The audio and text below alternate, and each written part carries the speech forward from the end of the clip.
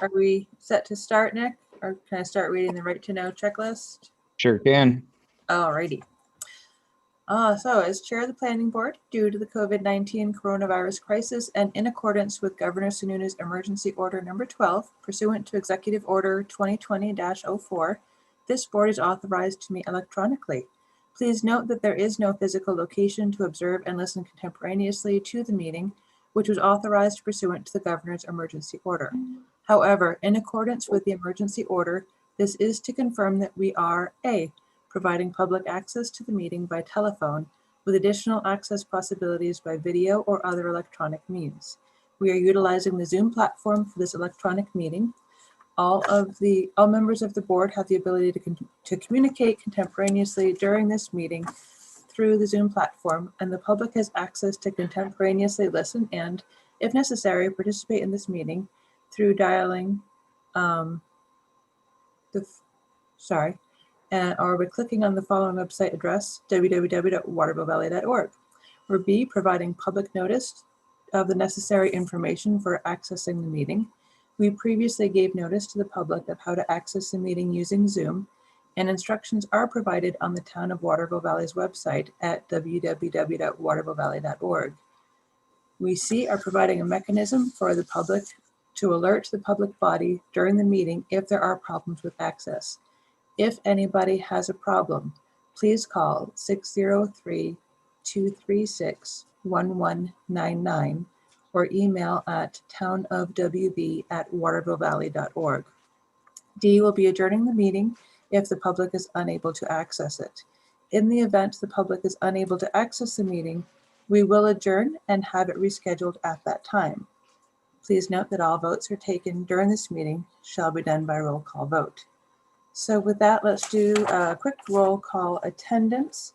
And actually, while we're doing this, if any members of the public just want to put their name in the comments, and as well, any members who have public with them, just let us know that. And yeah, so Nancy. Nancy Knight, member. Mike. Mike Capel, alternate. Bill Larson. I didn't think I saw Bill. Okay. Myself, Wendy Rathgeber, member. John. John Racine, member. Rich. Rich Arita, Select Board ex officio. Bill Spence. Oh, you're muted, Bill. Bill Spence, member. Terry. Terry Wade, member. Rob. Rob Wilson, alternate. All righty. So we have our quorum.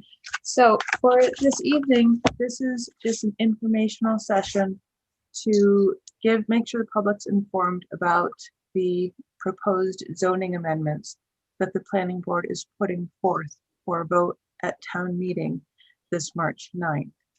I'm just going to give a quick overview, and then I'll pass things off to our professional planner, Tara Bamford, who's been very instrumental in guiding us through this process. So basically, the issue that the town has is that even though short-term rentals have been happening for many, many years in Waterville Valley, our zoning ordinances are permissive, which means if a use is not listed as permitted, it's not permitted, it's not allowed.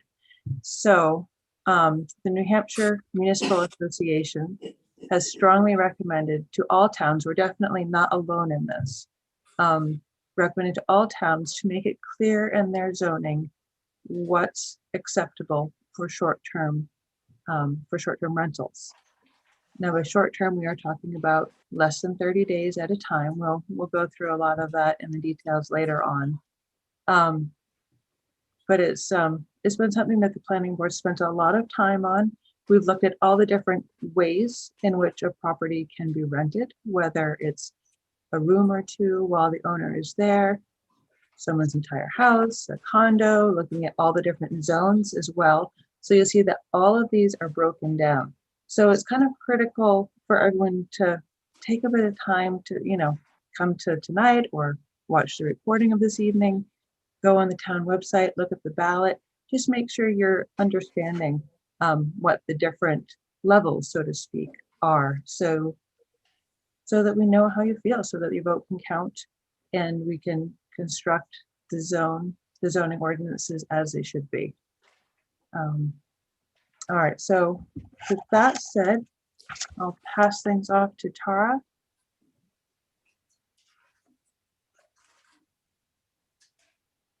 Also, sorry, since Tara will be doing screen sharing, it is a little bit difficult to see folks raising their hands. So if you have any questions, please use the chat. Nick will help us keep an eye on it. If there are any, if there's any confusion with any of the terms, please type your question. We definitely want to make sure everyone's on the same page and we can clarify things as we go along. So yeah, you go ahead and use that chat to let us know that you're present and with any questions. People can also probably use the raise hand feature under the reactions. And Nick can keep an eye on that list to see who has their hand up in case That's true. any of us don't see somebody with, in the chat or raising their hand. Thank you, Tara. Yes. But I'm assuming, since it's a small group, Wendy, that you want to be able to answer questions as we go along, because that's the point. We want to make sure that everybody understands everything. So Yes. I think that would be easiest. all right, so you guys just stop me when you need to stop me. So as Wendy said, we're talking about the zoning amendments that the planning board has proposed for this town meeting. I'm hoping you're seeing my title slide, because I don't know what you're seeing always. And these will be for a ballot vote on March 9th. Zoning amendments are always by ballot. And you'll see, if you look at the warrant or when you get the ballot, that the amendments are broken down into 7 different votes on the ballot. I won't spend a lot of time talking about short-term rentals, but that's, as Wendy said, the focus for what the planning board worked on this year for zoning amendments. I think, everybody knows that services like Airbnb and VRBO have really developed a robust market and supply short-term rentals. This screenshot is just, I picked a random week in March in Waterville Valley and came up with seven choices: a condo, 5 townhouses, 1 single family home. Growing importance to resort communities like Waterville Valley. It's really how a lot of us vacation now, and we certainly are starting to depend on it, and people are depending on it for income as well as travel. But so the question for everybody is, well, where does that fit in our zoning ordinance in Waterville Valley? This is some terminology in your zoning ordinance. The definition for dwelling includes something that's used primarily for residential occupancy. Residential occupancy means that's your domicile. That's where you can vote, register your car, know your kids in school. It's where somebody lives. As opposed to the definition for hotel, that's a temporary lodging place. There's nothing right now that's in between in Waterville Valley zoning ordinance. It's a dwelling or it's lodging. But again, we know that there are a lot of properties being offered on the short-term rental market. So it was important to try to sort this out. As Wendy said, you have a permissive zoning ordinance, and that means if it's not listed in these tables, it's prohibited. If a use is not mentioned, it's not allowed. And there's nothing in these tables right now that's kind of halfway in between residential and commercial. It's a dwelling with a residential unit, meaning it's a domicile, and those are just showing different dwelling arrangements, how they're permitted in the LPR, HDR, BC, and C1 districts. And lodging right now is only permitted in the BC and C1. We've known for a while that this was kind of a problem, that an accepted business practice and way of vacation was not fitting in those boxes. And we finally got some direction in 2019. In fall of 2019, there was a court decision in New Hampshire of Working Stiff Partners versus Portsmouth.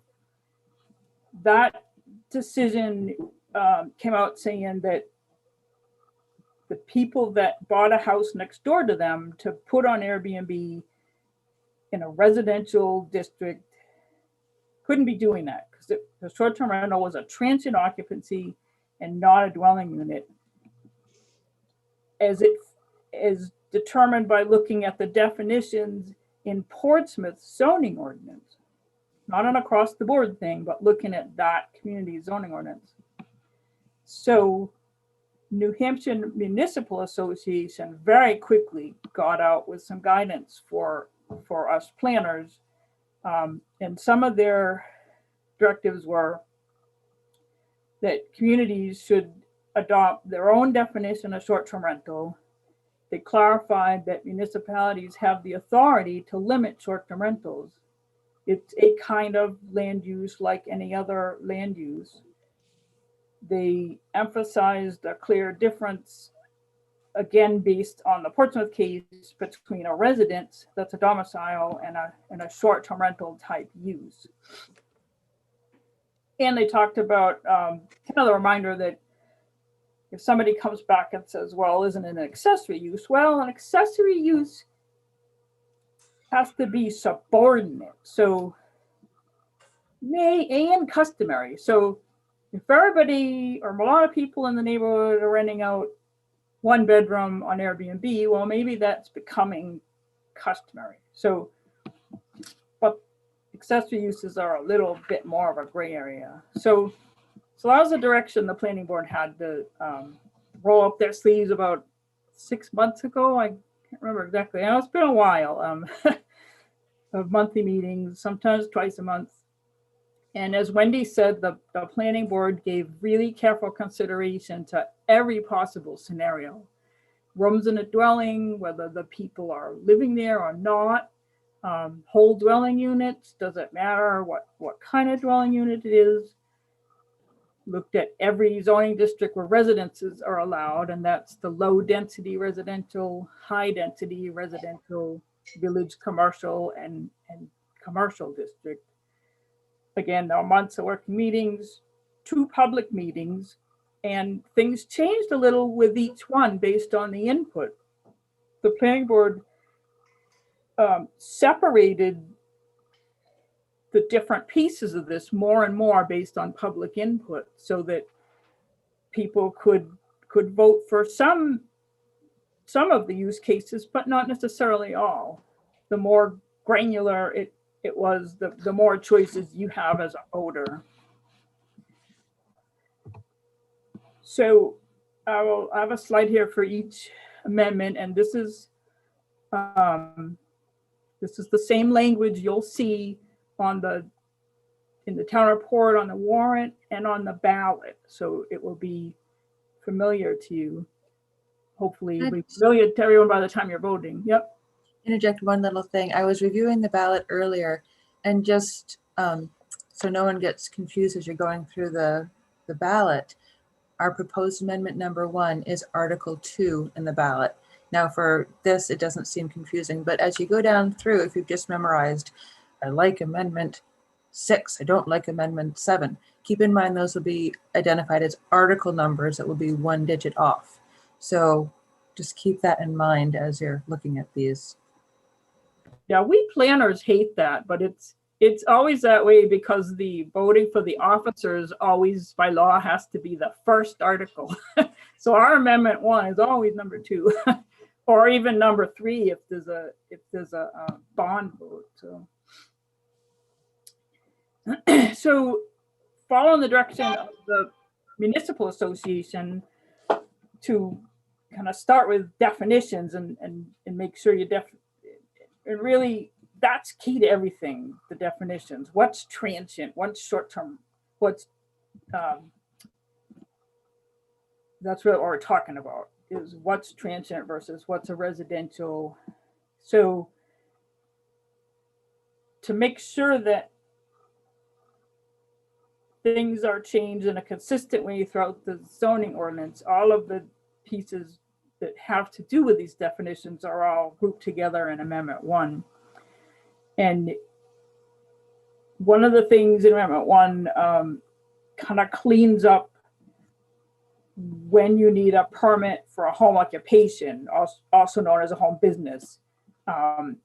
It wasn't clear for people if they had just a home office, did they need to come in for a zoning permit, or if they were doing people's nails, did they? So Amendment 1 includes saying that if your home business involves other people, maybe they're guests renting rooms or their clients or their employees, then you need to come in for a zoning permit, because then the code enforcement officer may want to make sure that that the fire code is being met, because now you're affecting other people.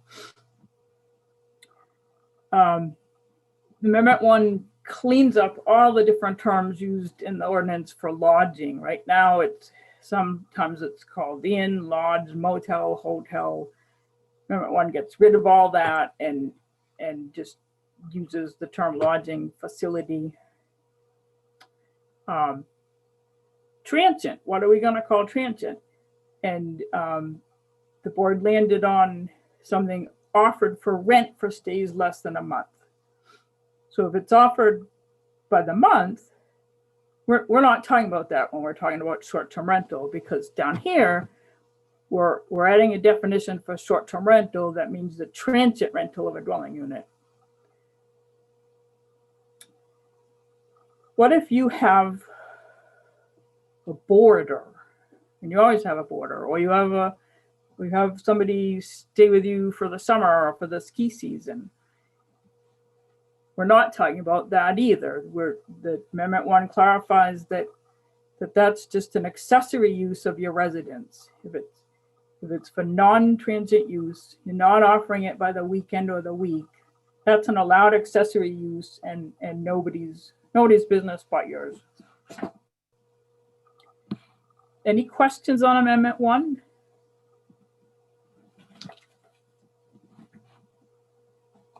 I'm assuming that Nick is watching the participant list, because I don't have room on my little screen for that too. Correct. There has been no questions. All right. So going on Amendment 2. Amendment 2 and Amendment 3 are going to talk about what might you be able to do as a home occupation or home business. And that would be, you live in the dwelling and you're there, but you're hosting guests in 1 or 2 bedrooms, and maybe you advertise those on Airbnb. The Amendment 2 would say that's okay in the HDR, VC, and C1. And Amendment 3 just, they do go together. Again, this is the planning board offering you the opportunity to say, well, maybe that's okay in the HDR, VC, and C1, but maybe it would feel too hotel-like to some people in the LDR. So that's separated out to give people that opportunity. So this is, I live in my home, but I'm renting out 1 or 2 bedrooms on Airbnb to help pay for that home. Any questions on 2 or 3?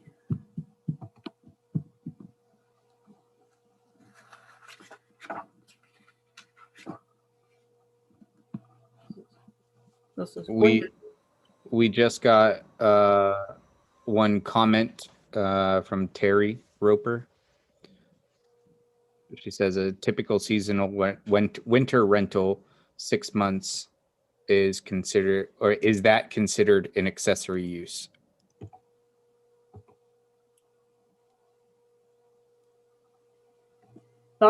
Yes, that would be back here.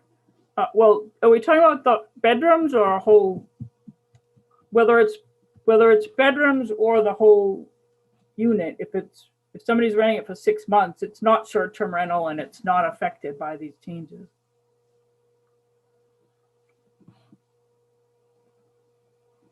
Okay, she was referring to the whole unit.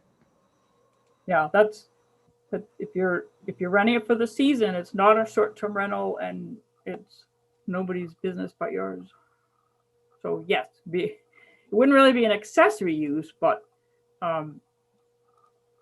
whether the person living in a dwelling is renting or owning is not up to the town. So we could say it's an allowed use.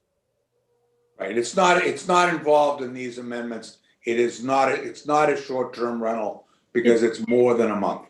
It's not something zoning is allowed to talk about, because when it's a residential use, which we're gonna say it is if it's more than a month, you can't control whether it's rented or owned. Right. Under zoning.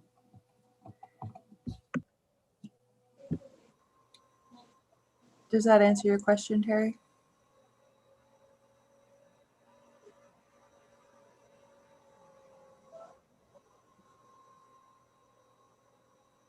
I guess we'll assume it does. All right, we'll keep an eye if there are additional follow-ups to that. And if you could use the raise hand feature if they want to just ask without typing too, ask a clarifying question. That's why we're here. We're trying to make sure everybody's clear on everything. Amendment 4 is going to create something a little bit in between the 1 or 2 rooms in the home or lodging. Bed and breakfast would already be permitted in the village commercial district because it's lodging. And what's different by pulling this out into its own category in Amendment 4 is the zoning board could grant a special exception for a bed and breakfast in the HDR as well. No bed and breakfast is proposed in the LDR.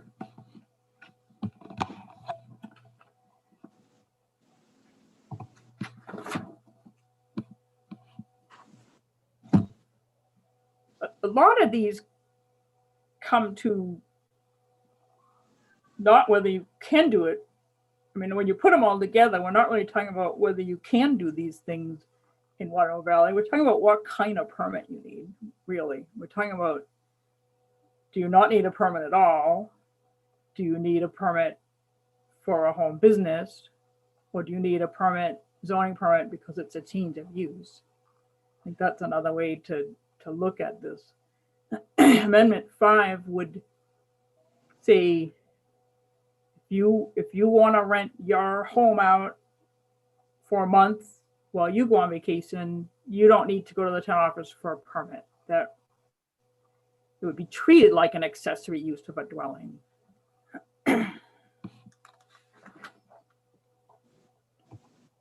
5 and 6 are where we get into renting out an entire dwelling unit as an Airbnb, it's a short-term rental. And amendment number 6 would make it an allowed use where you'd have to go get a zoning permit because it's a change of use. It's changing the residence into a business. But you could have any number of them. It could be any kind of dwelling units, condominiums, townhouses, single family homes. And this Amendment 6 would add that in the HDR, VC, and C1.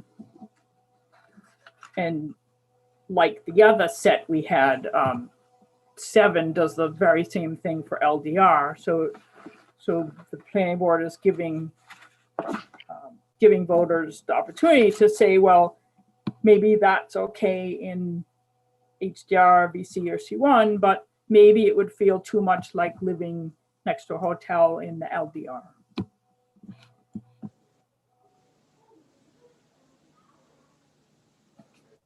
Are there any questions on 6 or 7? I'm gonna go on to the table that kind of shows how they all hang together. If not,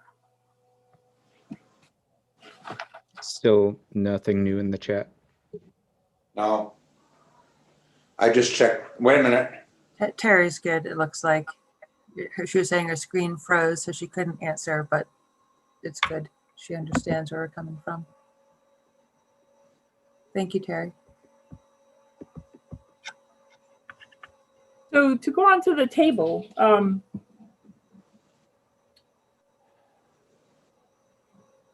this again, this is all the amendments together with across the top, you have the zoning district, the low density residential, high density residential, village commercial, and commercial, and then the type of rental down the sides. So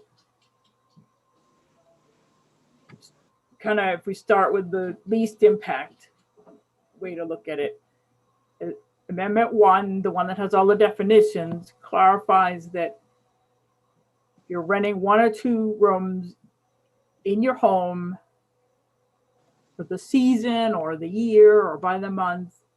That's an accessory use. It's not a short-term rental. It's non-transient, no worries, no permit. But if you're instead gonna run that more like a business by advertising those rooms, say on Airbnb or just lost, yeah, hold on, sorry about that. Then that's a home business, a home occupation. And you need to go get the zoning permit for a home occupation so that the code enforcement officer can make sure, you know, if he chooses to do an inspection and make sure that you have working smoke detectors, for example, so that those guests are safe. That's really what that permit is about. And you see here separation between Amendment 2 that allows that in the HDR, village commercial, and commercial 1, and Amendment 3 that would let you think about the LDR a little bit separately. Then we have the bed and breakfast, which is again a little bit more than that, but less than a hotel. It's up to 5 rooms in a single family home. Still not going to be allowed in the LDR. The new thing is that you could get a special exception from the zoning board of adjustment to have that in the HDR. Already permitted in the VC because it would fall under the lodging category that you have there. In the next row, I won't touch it because that's how the screen went away a minute ago, but the next to last row, short-term rental in any dwelling unit. If it's just a month, it's an accessory use, no worries, no permit. Running it as a business, having those dwelling units for the short-term rental market. Amendment 6 would add that as a permitted use in the HDR, VC, and C1. And Amendment 7, again, would let you think about that a little bit separately in the LDR. Taken together, if all the amendments pass, basically every example that we talked about is allowed, and it's just a matter of whether you need to get a permit and what type of permit.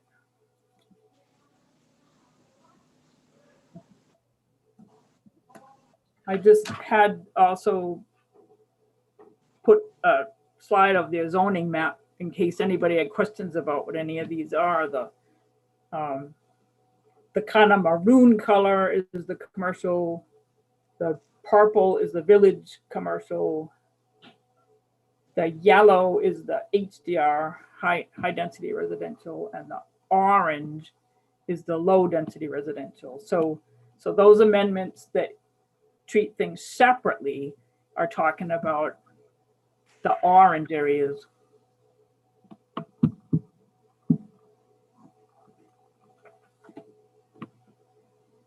That's all of it. Some more questions? Well, thank you, Tara, for going through that in such great detail. So yeah, as everyone can see, as Tara said, it can get very granular. So take the time to review, and when it comes time to vote, just know what your vision is, what you would want to vote for. As the planning board was debating this, there's a lot to consider. You have the rights of the property owner, you have the potential impact on their neighbors, you have the town's economy. There are a lot of different things that weigh in the balance, and it's certainly not for a small group of us to decide. It's what the residents of Waterville Valley want to vote to support. So I encourage everyone to really look through this and help create the type of town that you feel like we should be.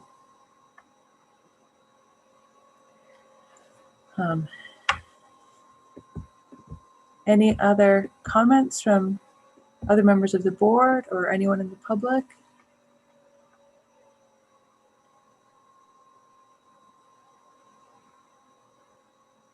Everyone's just happy to be here. All right. I could also say that Wendy wrote a very good article that appeared in the Wigwag that covers the subject well.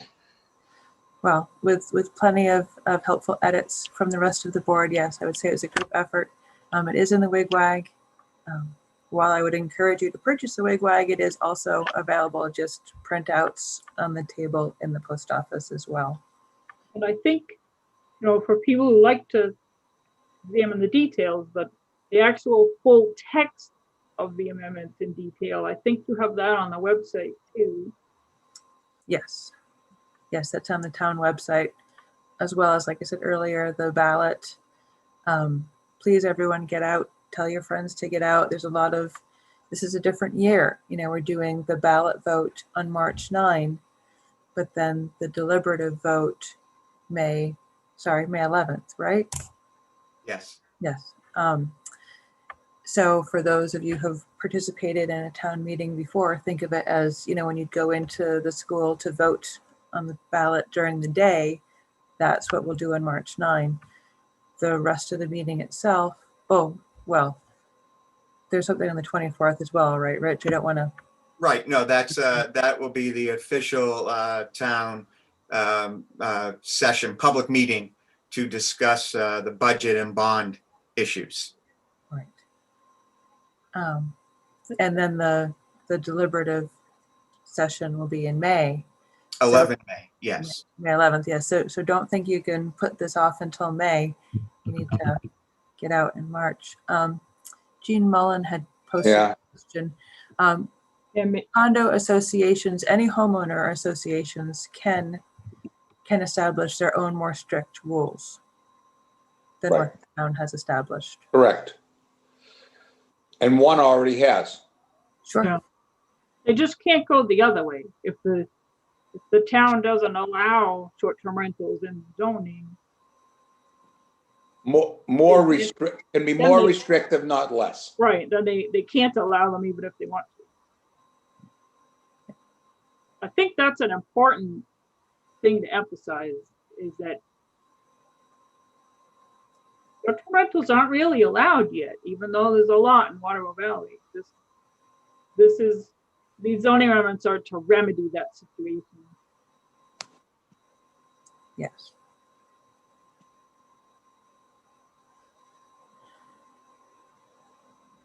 Well, Wendy, can I just quickly change the subject while the whole board is here? Go if for anyone it. has any other comments, I know we want to move along. My stomach is growling too. Just wanted to let the board know that the select board has recently created a solid waste committee. At least that's what we're calling it at this point. And it will it will address the various issues that revolve around solid waste, to include recycling. But it's not just about recycling.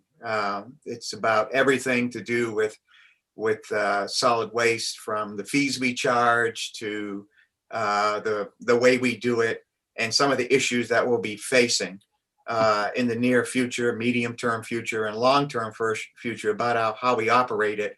So the select board was looking for a group of people to get together and discuss the various issues, and, you know, probably meet monthly, and then from time to time provide the select board with a recommendation on a particular issue. Very quickly, if anyone would like more information, I've drawn up a draft sort of roadmap that I'd be glad to send to you. We're having our first organizational meeting tomorrow at 3 p.m. And I can get you, or just contact Sharon directly, get the link, the Zoom link, so you can listen in at whatever level of participation you think you'd be interested in. Finally, we're looking at having 7 members and a couple alternates, I think. Again, we'll discuss that, pin that down tomorrow. But one of those members should be from the planning board. Right now, I've agreed to be the select board representative, so to speak. And we're also looking for representatives from, say, a homeowner, a condo association person, and a couple businesses. So we can sort of get all the stakeholders on this issue together in one room, one committee, and discuss whatever issues that need to be discussed. So I cannot be the planning board representative. I will be the select board representative, at least for the next 3 weeks or so, depending upon the voters' choice at that point. But if anyone else here would like to be the planning board rep, or Wendy, however you want to do it, of course, you're the chief of this little motley crew of ours. So I'm just throwing out anyone interested. We'd love to have you as either as a planning board member or in some other capacity. And lastly, Wendy, at some point, I'd like to pick your brain to discuss how the town core working group works, because I think we want to model on how we want to operate and constitute ourselves along the lines that the town core working group works. One of the things we're looking at, for example, that you were heavily involved in, was the letting a contract to a consultant to survey what's going on with solid waste disposal, and to perhaps provide us with what some of the more reasonable options are going forward on these variety of issues that we'll be faced with as a town. So I can talk to you later about that. I appreciate your advice very much on that, and that's all I have to say. Yeah. Rich, Absolutely. Welcome. is the link for that on the town website? I do not know. It should be or could be. I will check with Mark and make sure that it is up there. Yes, we are going to treat the committee as a under right to know law. Right, I would say that too. Yeah. If not, can you just send me the link? Sure. All right, thanks. Yeah, thanks for getting involved in that, Rich. I know it's a really hot topic that a lot of people care a lot about, but it will be a lot of work too. I'm available either later this evening or tomorrow before 10, if you want to touch base. Okay, I'll maybe tomorrow before 10 would be better, but I'll get back to you. Great. Thank you. All right, thank you. So in the meantime, yes, Tara, you'd cleared up Jean's question. So thank you. That was in the chat. Anything else regarding our Wendy. proposed amendments? Yes, Nick. When, for people watching on YouTube, since they can't see the Zoom chat, should we mention what Jean's question was? Yeah, absolutely. I didn't realize that wouldn't be visible. So Jean had asked, is Tara saying that there is no permitted short-term rentals under the current zoning ordinances? And Tara replied, yes, that's correct. It is a permissive zoning ordinance, meaning if it's not listed, it is not allowed.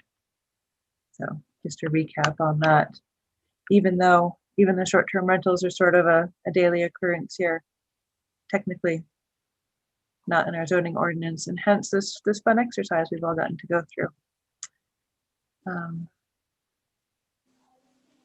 All right, well, if there aren't any other questions or comments, I'm sure we're all ready to move on with our evenings. Again, encourage everyone, get your friends out to vote March 9. Let's make sure that we really get some feedback so the town can move forward appropriately.